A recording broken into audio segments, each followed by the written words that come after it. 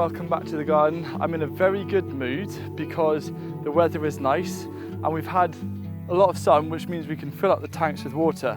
Now I thought we'd start off here in the Wi-Fi garden because in the last Hugh's Garden Diaries video we were just saying that kind of want to clear it, get it back, strip back, and it is now basically cleared apart from some of the remaining plants. I got a few like courgettes and stuff coming through, and yeah, happy with this. The next stage is just to mulch this with seaweed and horse manure, and we're going to be re-evaluating the purpose of this garden next year, and the idea is to turn it into more of a teaching garden, showing lots of different examples in kind of a nice wavy space, and maybe moving these plants so we can have some benches, and yeah, just turn this into a nice inspirational learning place. So in this polytunnel, this is just an example of self-sowing. This is a self-seeded cherry tomato that we've actually lifted and transplanted from the polycrub in the other garden, and it started to produce the first ripe fruit, and it's actually quite a nice angle from here looking at all of the tomato potential right here.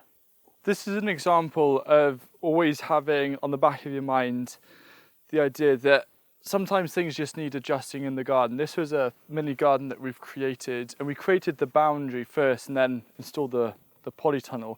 But then it created this really annoying redundant bit of space where it just grew lots of weeds.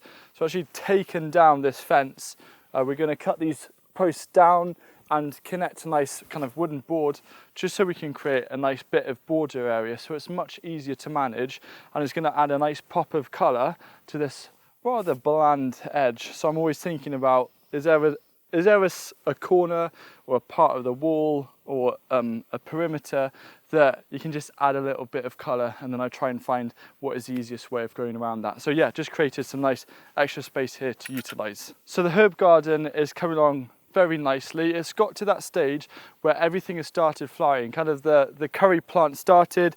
Now I've got this nice lavender, all of the thyme starting, and it's starting to really pick up with pollinators. Around here we've got a lot of honeybee action. These are Welsh black honeybees. There's a couple of hives here on the site, and yeah, one of my favourite things about herbs is yes, you can pack so much flavour within a small space, but also the benefit that pollinators get from herbs, as well as attracting beneficial insects such as hoverflies and lacewings. I mean, a herb garden is a very simple way of obtaining multiple uses throughout the year.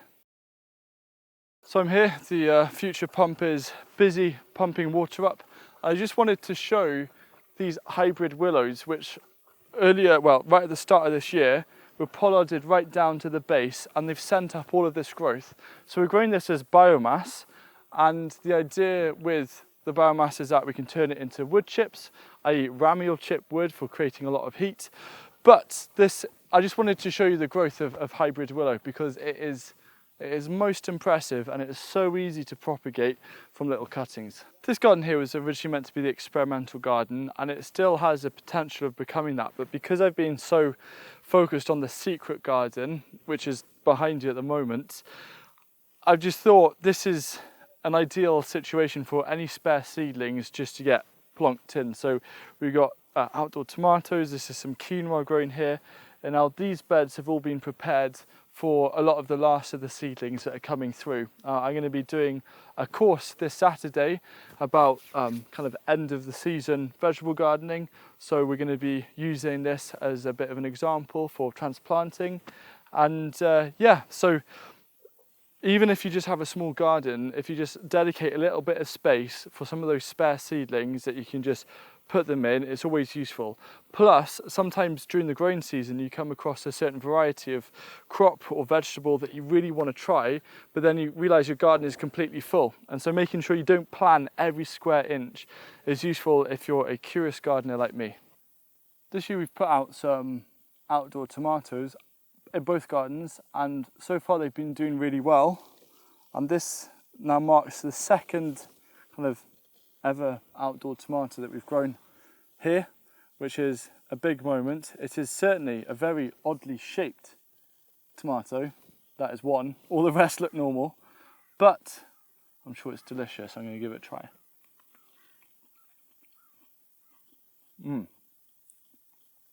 I feel bad for not sharing. This here, by the way, is for Celia, which is a lovely cover crop. We've got some bumblebees absolutely enjoying it. It's so easy to grow, and the flowers are just absolutely adored by these cute little bees. And yeah, if you're looking just for a space to improve your soil, but also benefit pollinators, grow for Celia. It's been really nice to have a nice batch of rain, and then this is some much needed warmth, and it's creating the whole site to feel a bit like a jungle. And with putting the perennials in, which you're starting to see develop, I'm starting to get a little bit of a sense of how the site is going to come together and look. And yeah, I'm really excited for this autumn and winter for a lot more perennial planting here. I've just kind of realised with the terraces, it was a nice idea to do it all with annuals. We definitely don't have enough time for that, and so we're going to integrate a lot more perennials on the terraces, shore up the market garden at the bottom, and then just hopefully make this whole space really nice and lovely. So I thought I'd be a little bit cheeky and show you part of the secret garden here in the Polytunnel.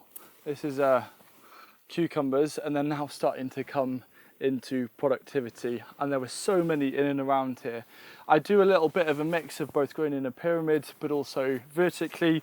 I'm not too fussy in terms of the pruning. I just make sure that they don't encroach among other plants, and then every now and then at the base I will remove out some. But it is just so amazing looking through here and seeing so many cucumbers that I can start eating. Cucumbers and tomatoes, it is officially summer. So in the last Huw's Garden Diaries video, I showed about what was the nasturtiums that were trying to escape the secret garden. We were on the other side of the garden, and we've got these little blackberries trying to escape. So again, a few little clues of what's happening.